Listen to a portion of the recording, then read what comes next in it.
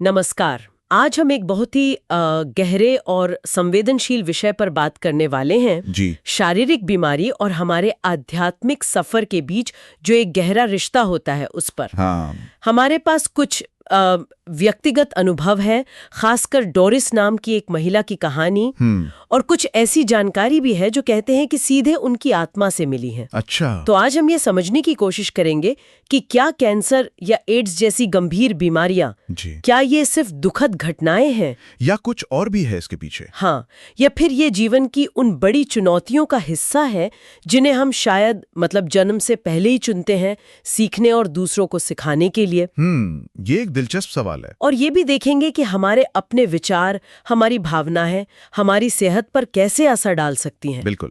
चलिए, तो फिर इस गुत्थी को परत दर परत खोलने की कोशिश करते हैं। जरूर। तो शुरुआत इस विचार से करते हैं जो हमारे स्रोतों में सामने आता है जी। की बीमारी, चाहे वो जॉन को हुआ एड्स हो या डोरिस का कैंसर, ये सिर्फ बेतरतीब दर्द नहीं है। मतलब सिर्फ एक हादसा नहीं, बल्कि ये अपने अंदर झांकने, सहनशीलता बढ़ाने और करुणा जगाने का एक मौका हो सकता है। हाँ, विकास का एक अवसर। और दिलचस्प बात यह है, स्रोत ये भी इशारा करते हैं कि शायद ऐसी चुनौतियां समाज को कुछ सिखाने के लिए भी चुनी जाती हैं। हाँ, ये समझने का एक बिल्कुल अलग नजरिया है ना, आत्मा के स्तर से देखें तो। जी। जिसे हम यहाँ धरती पर अलगाव या दूरी महसूस करते हैं, वही सीखने के लिए जरूरी खिंचाव वो गुरुत्वाकर्षण पैदा करता है। अच्छा। जैसे बिना गुरुत्वाकर्षण के चीजें उड़ती रहती हैं, वैसे ही शायद बिना चुनौती के सीखने की उतनी वो शिद्दत ना हो। स्रोत तो यहाँ तक कहते हैं कि जो लोग मुश्किलों से गुजर रहे हैं, उन्हें हमें एक तरह से शिक्षक मानकर धन्यवाद देना चाहिए। शिक्षक मानकर? ये तो बहुत बड़ी बात है। हाँ, और ये विचार कर्म के सिद्धांत से भी जुड़ता है कि शायद हम दुख सहकर और सिखाकर ऐसे कामों से पिछले जन्मों का कुछ हिसाब बराबर कर रहे हों। ये भी एक तरह से प्यार जताना ही है आत्मा के स्तर पर, भले ही उस वक्त हमें इंसान के तौर पर इसका एहसास ना हो। जॉन के तरह ही डोरिस ने भी एक बड़ी बीमारी का सामना किया, स्तन कैंसर। हाँ, बीमारियां अलग थीं, पर स्रोत बताते हैं कि उनकी जड़ें और उनसे मिलने वाले सबक काफी मिलते जुलते थे। जी। डोरिस का कैंसर भी कहीं ना कहीं उसके अपने ख्यालों और खुद के बारे में उसकी जो भावनाएं थीं उनसे जुड़ा हुआ था। और यहीं से वो सवाल उठता है, क्या उसने वाकई से चुना था? हाँ। और अगर हाँ, तो आखिर क्यों? बिल्कुल। डोरिस की कहानी को समझने के लिए उसके बचपन की एक घटना जानना बहुत जरूरी है। हाँ, वो घटना बहुत महत्वपूर्ण है। उसकी माँ शराब पीती थी। जब डोरिस 16 साल की थी, उसने और उसकी सहेलियों ने मजाक में कंडोम खरीदे थे। जी। और डोरिस के कमरे में रखे थे। एक रात उसकी माँ नशे में उसके कमरे में आई, चीजें बिखेरी, दराज तोड़ी। और वो कॉन्डम का पैकेट दिखाकर चिल्लाई, ये क्या है, वेश्या? बाप रे, अपनी ही बेटी पर? हाँ, और कई हफ्तों तक वो उसे वेश्या और स्लट जैसे नामों से पुकारती रही। ये तो बहुत ही भयानक बात है। डोरिस ने बाद में बताया कि उसे लगने लगा था शायद माँ सही कह रही हैं। 16 साल की उम्र में ये सुनना? बिल्कुल। उस वक्त वो वर्जिन थी, लेकिन इस घटना के बाद उसने अपनी वर्जिनिटी खो दी। अच्छा। ये सोचते हुए कि वो शायद इसी लायक है, उसे लगा कि सेक्स ही शायद उसकी एकमात्र कीमत है या ताकत है। ये कितना गहरा असर डाल सकता है। हाँ, और उसकी माँ उसके शरीर को लेकर भी भद्दी बातें करती थीं, उसे मोटी या अजीब कहना, जबकि डोरिस का वजन ज्यादा नहीं था। कॉलेज जाने से पहले माँ ने यहाँ तक पूछा, क्या तुम जाने से पहले ब्रेस्ट रिडक्शन करवाना चाहोगी? तुम इतनी अजीब नहीं लगोगी। और अपने यहूदी परिवार में भी वो खुद को अलग थलग महसूस करती थी। वो कहती थी, मुझे हमेशा लगता था कि मैं गलत बस में चढ़ गई हूँ। तो ये सब बातें उसके आत्मसम्मान पर बहुत गहरा असर डाल गईं। जाहिर है। फिर डोरिस को पहली बार कैंसर का पता चला जब वो लगभग 35 साल की थी। जी। उसे फौरन एक अंदर से आवाज आई, मुझे पता है मैं मरने वाली नहीं हूँ। उसने लंपेक्टोमी करवाई, जिसमें गांठ निकाली जाती है, और रेडिएशन थेरेपी ली। ठीक है। सर्जरी के वक्त भी वो डॉक्टर से मजाक कर रही थी, उसे लगा सब ठीक हो गया। लेकिन करीब 12 साल बाद कैंसर वापस आ गया। और इस बार दोनों स्तनों में। हाँ, डोरिस को खुद ये एहसास हुआ कि उसने अपनी भावनाओं और वो जो कामुकता से जुड़े मुद्दे थे उन्हें सुलझाया नहीं था। अच्छा, उसने खुद ये कनेक्शन देखा? हाँ, उसने खुद महसूस किया वो अब भी खुद को कम आंकने के जाल में फंसी हुई थी। डॉक्टरों ने दोनों स्तन हटाने की सलाह दी, जिसे डबल मैस्टेक्टमी कहते हैं। जी। कुछ दिन बाद जब उसे इस बात का पूरा मतलब समझ आया तो वो पूरी तरह टूट गई। जाहिर है ये बहुत बड़ा सदमा होगा। वो कहती है, मेरा मेल्टडाउन हो गया। मेरे दिमाग में बस यही घूम रहा था, वे तुम्हारे स्तन काटने जा रहे हैं। मैं बुरी तरह डर गई और मैं बस रोती रही। यहाँ एक अहम सवाल खड़ा होता है। डोरिस खुद देख पा रही थी कि कैंसर का वापस आना और उसका अपनी भावनाओं से ना जूझना, ये कहीं ना कहीं जुड़े हुए हैं। हाँ, ये दिखाता है कि कैसे मन की अनसुलझी गांठें, जैसे माँ के बर्ताव से पैदा हुई आत्म छवि की दिक्कतें, वो शरीर पर असर डाल सकती हैं। मतलब हमारा शरीर हमारे विचारों और जज्बातों पर प्रतिक्रिया देता है। बिल्कुल, ये कोई सजा नहीं, बल्कि एक तरह का संकेत हो सकता है। शरीर कुछ बताने की कोशिश कर रहा है। तो फिर डबल मैस्टेक्टमी हुई और उसके बाद डोरिस को अजीब सी राहत महसूस हुई। राहत? ये थोड़ा हैरान करने वाला है। हाँ, उसने कहा, मैं खुश थी कि ये हो गया क्योंकि अब मुझे चिंता नहीं करनी पड़ेगी। अच्छा। उसे अपने नए स्तनों को देखने में झिझक हो रही थी, लेकिन उसके पति ने उसे हौसला दिया। उसने महसूस किया कि नए स्तन उसके शरीर के अनुपात में ज्यादा सही लग रहे थे। और कमाल की बात यह है कि उसने कहा, क्या कहा? स्तनों को हटाने से जैसे मेरी आंखों से वो टेढ़ा चश्मा हट गया जिससे मैं खुद को देखती थी, और मैं खुद को ज्यादा सच्चाई से देख पाई। मेरा सारा दिमागी बोझ उतर गया। वाह, ये तो बहुत गहरा एहसास है। मतलब शारीरिक बदलाव ने मानसिक नजरिए को बदल दिया। बिल्कुल। और जब उसे पता चला कि कितने सारे लोग उसके लिए दुआ कर रहे थे, उसे प्यार भेज रहे थे, तो खुद के बारे में उसकी सोच और भी बदल गई। दूसरों का समर्थन। हाँ, उसने कहा, यह इस बात का पक्का सबूत था कि मैंने कितने लोगों के जीवन को छुआ है। अब मैं इस बात को नकार नहीं सकती थी कि मैं एक अच्छी और प्यारी इंसान हूं जिसने दुनिया में फर्क पैदा किया है। ये बहुत जरूरी होता है ऐसे वक्त में। और उसने ये भी माना कि वो औरतों की ताकत से हमेशा असहज महसूस करती थी, लेकिन बीमारी के दौरान उसे दूसरी औरतों से मदद लेनी पड़ी। अच्छा। जिससे उसके मन में उनके लिए इज्जत बढ़ गई। तो एक तरह से जुड़ाव महसूस हुआ। हाँ, जब उससे पूछा गया कि इस सब से उसने अपने बारे में क्या सीखा, तो उसने कहा, मैं एक मजबूत इरादों वाली इंसान हूं जिसके दिल में दूसरों के दुख दर्द के लिए हमदर्दी है। मैं शुक्रगुजार हूं कि मैं इस अनुभव का इस्तेमाल दूसरी औरतों तक पहुंचने और ये कहने के लिए कर पाऊंगी, हिम्मत रखो, तुम ये मुश्किल पार कर सकती हो। वाह। उसने कभी खुद को कैंसर का शिकार नहीं माना। नहीं, उसे हमेशा लगा कि ये उसकी पसंद थी और वो इसमें छुपे तोहफे ढूंढ रही थी। ये नजरिया रखना बहुत बड़ी बात है। हाँ, और वो मुश्किल में भी मजाक ढूंढने पर जोर देती है। अपनी सर्जरी को तोड़-फोड़ का काम और फ्रंट एंड रीअलाइनमेंट कहती थी।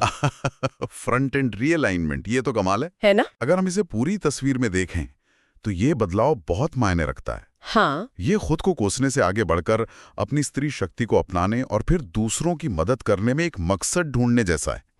ये हमें वापस उसी शुरुआती विचार पर ले जाता है कि बीमारी विकास का एक जरिया बन सकती है। बिल्कुल। जैसा कि डोरिस के साथ साफ तौर पर हुआ, उसने एक बहुत बड़ी चुनौती को अपने बदलाव, अपने विकास के मौके में बदल दिया। और यहीं से कहानी एक बहुत ही अनोखा मोड़ लेती है। अच्छा, कैसे? डोरिस क्लैरोडियंट है, मतलब वो ऐसी ध्वनियां सुन सकती है जो आमतौर पर सुनाई नहीं देती। बातचीत के दौरान अचानक वो जैसे ध्यान की गहरी अवस्था में चली गई और उसके जरिए कोई और बोलने लगा। चैनलिंग? हाँ, चैनलिंग, यानी किसी अनदेखे स्रोत से जानकारी मिलना। शुरुआत में ये एक अनजान आवाज थी जिसमें काफी अधिकार था।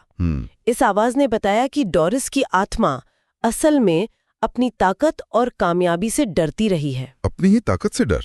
हाँ, पिछले जन्मों में जब वो पुरुष शरीर में थी तो अक्सर बहुत ज्यादा मर्दाना रवैया रखती थी, मर्दों को बेहतर मानती थी और औरतों की इज्जत नहीं करती थी। अच्छा। और जब वो औरत के शरीर में होती थी तो अक्सर अपनी कामुकता को एक बचाव या सौदेबाजी के हथियार की तरह इस्तेमाल करती थी। ये तो काफी गहरा विश्लेषण है। हाँ, आवाज ने आगे समझाया कि इस जीवन में माँ बेटी का रिश्ता एक तरह की पहले से तय परीक्षा थी। परीक्षा? हाँ, माँ ने जलन की वजह से बेटी पर गलत इल्जाम लगाए।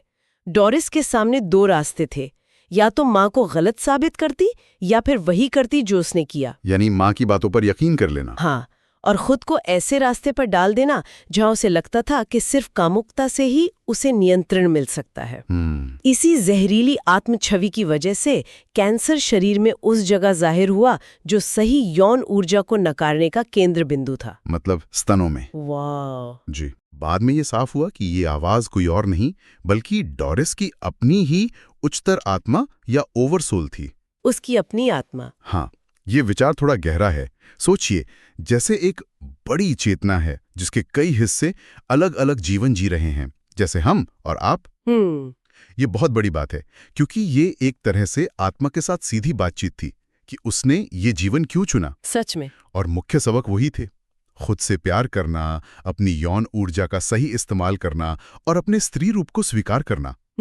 आत्मा ने ये भी बताया कि कैंसर असल में शरीर में कैसे आया। अच्छा, ये कैसे समझाया? ये थोड़ा मुश्किल लग सकता है, पर उन्होंने समझाया कि कुछ पैरामीटर या सीमाएं तय की गई थीं। पैरामीटर? हाँ, इसे ऐसे समझें जैसे किसी मशीन में एक लीवर हो।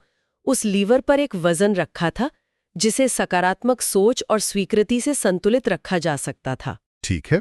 लेकिन जब नकारात्मक, जहरीले विचार और भावनाएं हावी हुई तो वो वजन हट गया, जिसने शरीर की अंदरूनी केमिस्ट्री मतलब जैव रसायन को बदल दिया और कैंसर की संभावना को जगा दिया। भले परिवार में पहले किसी को कैंसर ना हुआ हो। हाँ, भले ही कोई फैमिली हिस्ट्री ना हो। ये तो सोचने वाली बात है। और आत्मा के नजरिए से देखें तो जीवन में हार या जीत जैसी कोई चीज नहीं होती। कोई पास या फेल नहीं। कोई पास या फेल नहीं होता, ये बस सबक चुनने की बात है। आत्मा हर संभावना को स्वीकार करती है, कोई भी रास्ता गलत नहीं होता। हर संभावना। हाँ, शायद इसीलिए समानांतर आयामों, पैरेलल डायमेंशंस का विचार आता है जहां हमारे दूसरे चुनाव मौजूद हो सकते हैं। अच्छा। आत्मा कहती है जो एक आयाम में नहीं होता है वो जरूरत पड़ने पर दूसरों में होगा। आत्मा समय को एक सीधी रेखा में नहीं देखती जैसे हम देखते हैं। उसके लिए सब कुछ एक साथ मौजूद है। सब कुछ एक साथ। हाँ, हम इंसान अपनी सीमित सोच के कारण खुद को बंधा हुआ महसूस करते हैं, पर आत्मा ऐसा नहीं देखती। वो ज्यादा बड़ी तस्वीर देखती है। बातचीत में डोरिस और उसकी माँ की आत्माओं के बीच जन्म से पहले हुए एक समझौते का भी जिक्र आया। जन्म से पहले समझौता, ये सुनना शायद थोड़ा चौंकाने वाला हो सकता है। हाँ, बिल्कुल।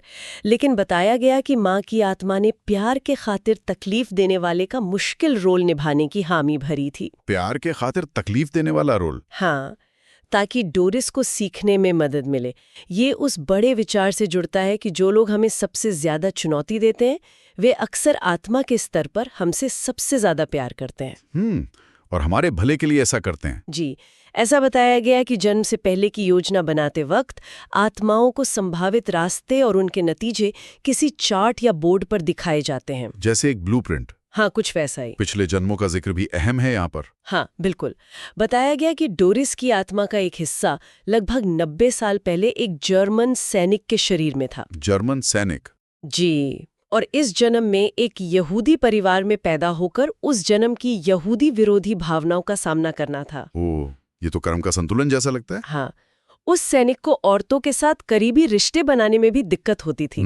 और कैंसर के अनुभव ने उस जन्म के कुछ कामों जैसे पायलट के तौर पर शायद मासूमों की जान लेने से जुड़े अपराध बोध को भी दूर करने में मदद की। अच्छा। ये बात चैनलिंग सत्र के दौरान स्टेसी नाम की एक और माध्यम ने बताई थी जो वहां मौजूद थी। तो ये सब कड़ियां जुड़ती हैं, लेकिन आखिर आत्माएं जन्म लेती ही क्यों हैं? आत्मा तो एकता और पूर्णता को जानती है। हाँ, ये एक बड़ा सवाल है। स्रोत बताते हैं कि वो खुद को उससे अलग करती हैं ताकि वो अलगाव का अनुभव कर सकें। अलगाव का अनुभव? क्यों? ताकि फिर वापस घर यानी एकता में लौटना सीख सके। ये विरोधाभासों से सीखना है, जैसे प्यार की कमी महसूस करके ही प्यार की असली कीमत समझना। हर जीवन का अनुभव, अच्छा या बुरा, वापस आत्मा में जुड़ जाता है, उसे समृद्ध करता है। अच्छा। और आत्माएं मुश्किल जीवन सिर्फ अपने विकास के लिए ही नहीं चुनती। कभी कभी ज्यादा विकसित आत्माएं दूसरों की मदद करने के लिए भी मुश्किल भूमिकाएं चुनती हैं। दूसरों की मदद के लिए? हाँ, जिन्हें स्रोत में ट्रिप ट्रिगर कहा गया है। मतलब जो दूसरों के लिए बदलाव का एक अहम मोड़ या उत्प्रेरक बने। Trip trigger. असफलता के विचार पर दोबारा गौर करना जरूरी है। हाँ, कि आत्मा इसे कैसे देखती है। आत्मा के लिए अगर कोई योजना के मुताबिक नहीं चलता और अलग रास्ता चुन लेता है तो वो असफलता नहीं है, वो बस एक अलग अनुभव है, एक अलग रास्ता। कोई जजमेंट नहीं। बिल्कुल नहीं। आत्मा का नजरिया किसी पर उंगली उठाने वाला या फैसला सुनाने वाला नहीं, बल्कि बेहद करुणामय है। जैसा डोरिस की आत्मा ने कहा, क्या कहा? किसी भी चीज पर उंगली उठाई जा सकती है और उसी चीज को बिना उंगली उठाए हमदर्दी के स्तर से भी देखा जा सकता है। वाह! दुख अक्सर हमारे अपने फैसलों और हमारे नजरिए का नतीजा होता है, ना कि किसी बाहरी सजा का। तो इस सारी बातचीत का निचोड़ क्या निकलता है, सार क्या है? शायद यही कि बीमारी अक्सर शरीर और मन के बीच तालमेल बिगड़ने, जिससे अंग्रेजी में डिसईज कहते हैं, यानी असुविधा, उसका संकेत हो सकती है। हाँ, एक तरह की गैर सहजता। हमारी भावनात्मक या मानसिक उलझनों का शरीर पर असर, लेकिन ये कोई सजा नहीं है। नहीं, बिल्कुल नहीं। ये इंसान होने के अनुभव का हिस्सा है, जिसमें समझ और यहाँ तक कि खूबसूरती के बीज छिपे हो सकते हैं, और जो शायद हमारी सोई हुई अंदरूनी ताकतों को जगा सकती है। बिल्कुल, ये एक तरह से चेतना का बदलाव है। खुद को बेचारा समझने और दूसरों पर या हालात पर उंगली उठाने वाली सोच, यानी व्यक्तित्व चेतना से हटना। हाँ। और हर चीज में एक मकसद देखना, फैसला ना सुनाना और तटस्थ रहना, यानी आत्मा चेतना की तरफ पढ़ना। आत्मा चेतना। हाँ, जब हम फैसला सुनाना छोड़ देते हैं तो दुख अपने आप कम होने लगता है। और ये याद रखना भी जरूरी है कि जब हम अपने अंदरूनी घाव भरते हैं, जब हम खुद को ठीक करते हैं जी, तो उसका असर सिर्फ हम तक सीमित नहीं रहता, वो एक तरंग की तरह बाहर फैलता है और दूसरों पर भी सकारात्मक असर डाल सकता है। ये बहुत बड़ी बात है। हमारा व्यक्तिगत उपचार सामूहिक उपचार बन सकता है। हाँ, कह सकते हैं। और ये हमें एक आखिरी सवाल पर लाकर छोड़ता है, जो इस सारी जानकारी से उभरता है, भले ही सीधे तौर पर कहा ना गया हो। क्या सवाल? अगर हमारे विचार और हमारी आत्मा की योजनाएं हमारे शरीर पर इतने गहरे अनुभव पैदा कर सकती हैं, कैंसर जैसी चीज है, तो फिर हमारी अपनी मर्जी से सचेत रूप से अपनी हकीकत और अपनी भलाई को आकार देने की हमारी क्षमता कितनी ज्यादा हो सकती है? हाँ, ये सोचने वाली बात है। भले ही हम इतनी बड़ी चुनौतियों का सामना ना कर रहे हों, हमारी सोच की ताकत असल में कितनी रचनात्मक हो सकती है। बिल्कुल, इसका मतलब है कि हमारे पास शायद अपनी सोच से कहीं ज्यादा नियंत्रण है। एक विचार जिस पर हम सब सोच सकते हैं।